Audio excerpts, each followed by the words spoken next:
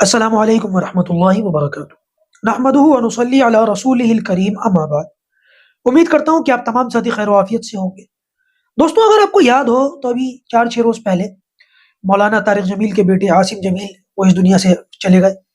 اور ان کے بارے میں ویڈیو گردش کر رہا تھا کہ انہوں نے خود کو گولی ماری ہے۔ اس حوالے سے بہت ساری باتیں لوگوں نے کہی۔ مثال کے طور پر ایک شخص نے ایک بات یہ کہی کہ اس نے تو خود ہی اپنے آپ کو گولی ماری تھی، اور خودکشی کرنا تو حرام ہے،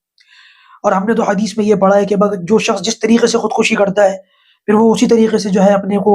جہنم کے اندر نقصان پہنچاتا ہے، تو ہم اس کے لیے بخشش کی دعا کیوں کریں؟ یہ لوگوں کا مزاج بھی تھا، یہ بھی تھا، حالانکہ سب کا ایسا مزاج نہیں ہوتا، لیکن بعض لوگوں کا مزاج ایسا بھی ہوتا ہے۔ تو میں نے ان کو جواب دیا کہ بھائی دیکھو، ان کا دماغی توازن ٹھیک نہیں تھا، اور حدیث میں جہاں حدیث میں یہ آتا ہے نا کہ خودکشی کرنے والے کے لیے یہ عذاب یہ عذاب یہ عذاب، وہیں حدیث میں یہ بھی آتا ہے کہ جو شخص جس کا دماغی توازن خراب ہو، اس طریقے کے بندے کے اوپر سے قلم کو اٹھا لیا گیا، مرفوع القلم ہے ایسے لوگ، ان لوگوں کی خطائیں ہیں، غلطی ہیں، وہ معاف ہے اللہ تعالیٰ کی طرف سے، کیونکہ وہ معصوم ہیں، ان کو پتہ ہی نہیں کہ وہ کیا کر رہے ہیں،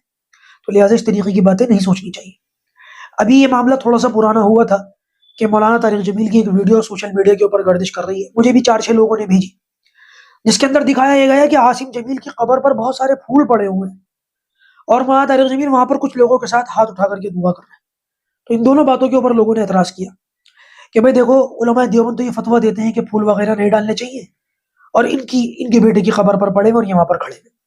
ساتھ میں علماء دیوبند یہ بھی کہتے ہیں کہ ہاتھ اٹھا کر کے دعا نہیں کرنی چاہیے قبر کے سامنے، لیکن یہ کر رہے ہیں۔ تو میں نے سوچا کہ ان دو باتوں کا جواب دے دوں تاکہ لوگوں کو اچھی طریقے سے بات واضح ہو جائے۔ پہلی بات تو یہ بات اچھی طرح سے ذہن نشین کر لیجئے کہ مولانا طارق جمیل کوئی چھوٹی موٹی ہستی نہیں ہے، بہت بڑی ہستی ہے، لاکھوں میں نہیں کروڑوں میں لوگ ان کو چاہنے والے ہیں۔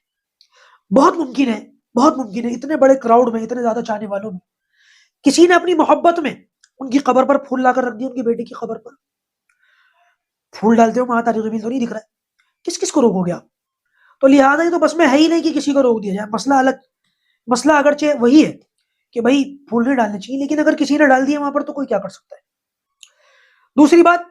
یہ کہ مولانا طارق جمیل ہاتھ اٹھا کر کے دعا کر رہے ہیں، تو یہ بات یاد رکھیں کہ نبی کریم صلی اللہ علیہ وسلم سے یہ ملتا ہے کہ آپ صلی اللہ علیہ وسلم جب کبھی بھی قبر پر کچھ پڑھتے تھے یا کوئی ایسی بات تھی تو قبلے کی طرف رخ کر کے ہاتھ اٹھا کر کے دعا کرتے تھے۔ اب مولانا طارق جمیل جو یہاں پر یہ کر رہے ہیں، تو یہ بات اچھی طریقے سے ذہن نشین کر لیجئے کہ یہ بات عوام کے لیے ہے کہ قبر کے سامنے ہاتھ اٹھا کر کے دعا نہ کریں۔ کیوں؟ کیونکہ عوام کو علم اتنا زیادہ نہیں ہوتا،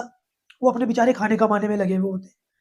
ان کو اگر یہ کہہ دیا جائے کہ قبر کے سامنے ہاتھ اٹھا کر کے دعا کر لو تو بہت ممکن ہے کہ دیکھنے والے کو یہ لگے کہ قبر ہی سے مانگا جا رہا ہے، اس سے عوام کے عقیدے کے بگڑنے کا خطرہ ہے۔ علماء کے ساتھ یہ بات نہیں ہے، علماء کو تو ان ساری باتوں کا، ان مسائل کا، ان کی باریکیوں کا اچھے سے پتہ ہوتا ہے، اور مولانا طارق جمیل عوام نہیں ہے، عالم دین ہے، تو لہٰذا اگر انہوں نے یہ عمل کیا ہے